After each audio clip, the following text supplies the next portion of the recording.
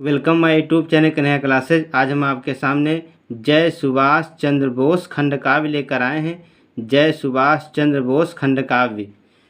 जय सुभाष चंद्र बोस खंड काव्य के सातों सर्ग का सारांश। तो दोस्तों, प्रथम सर्ग है।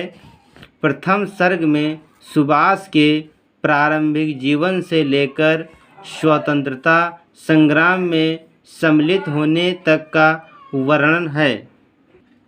सुभाष चंद्र बोस का जन्म 23 जनवरी 1897 ईस्वी को कटक, उड़ीसा में हुआ था। इनके पिता का नाम जानकी नाथ बोस और माता का नाम प्रभावती देवी था।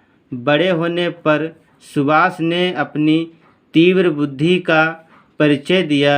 इन्होंने अपने परिश्रम और लगन से सभी शैक्षिक परीक्षाओं में उत्तम अंक प्राप्त किए। प्रेसिडेंसी कॉलेज में पढ़ते समय आटेन नामक अंग्रेज प्रोफेसर द्वारा भारतीयों की निंदा सुनकर इन्होंने उसके गाल पर एक तमाचा मारकर स्वाभिमान, देशभक्ति एवं साहस का अद्भुत उदाहरण दिया। इन्होंने बीए की परीक्षा तथा विदेश जाकर आईसीएस की परीक्षा उत्तीर्ण की। महात्मा गांधी और देशबंधु चित्तरंजन दास से प्रभावित होकर सरकार द्वारा प्रदत्त आईसीएस के उच्च पद को त्याग दिया और स्वतंत्रता संग्राम में सम्मिलित हो गए। द्वितीय सर्ग में सुभाष के भारत के स्वतंत्रता आंदोलन में सक्रिय भाग लेने का वर्णन है। सन 1921 ईस्वी में महात्मा गांधी के नेतृत्व में असहयोग आंदोलन व्यापक रूप से चल रहा था। उन्हीं दिनों देशबंधु जी ने एक नेशनल कॉलेज की स्थापना की, जिसका प्रधानाचार्य उन्होंने सुभाष को नियुक्त कर दिया। सुभाष ने छात्रों में देश प्रेम और स्वतंत्रता की भावना जागृत की और राष्ट्रभक्त स्वयंसेवकों की एक सेना तैयार की। ये पंडित मोतीलाल नेहरू द्वारा स्थापित स्वराज पार्टी के प्रबल समर्थक थे। इन्होंने दल के कई प्रतिनिधियों को काउंसिल में प्रवेश कराया। इन्होंने कलकत्ता महापालिका का खूब विकास किया।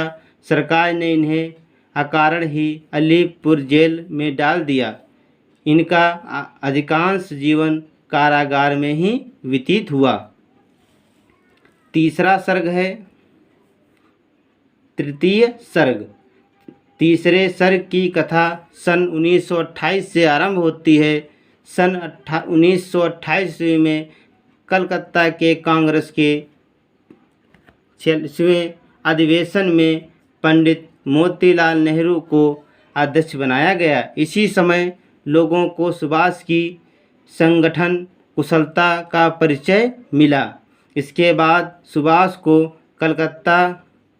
अब कोलकाता नगर का मेयर निर्वाचित किया गया।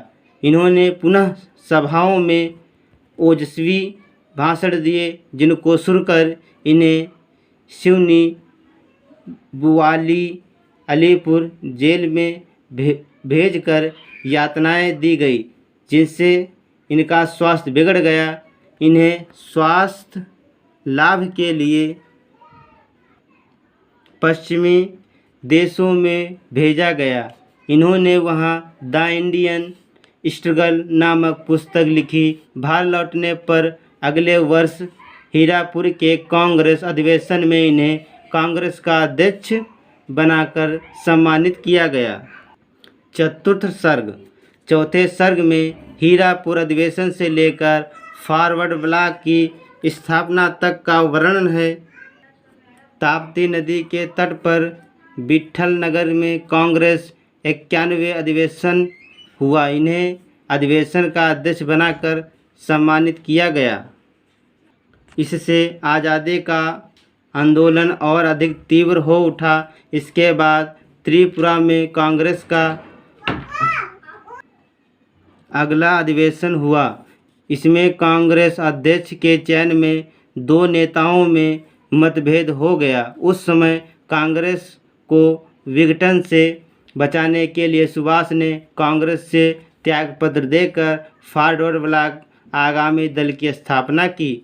अब सुभाष सबकी श्रद्धा और आशा के केंद्र बनकर सबसे प्रिय नेताजी बन गए थे। पंचम सर्ग। पांचवें सर्ग में सुभाष के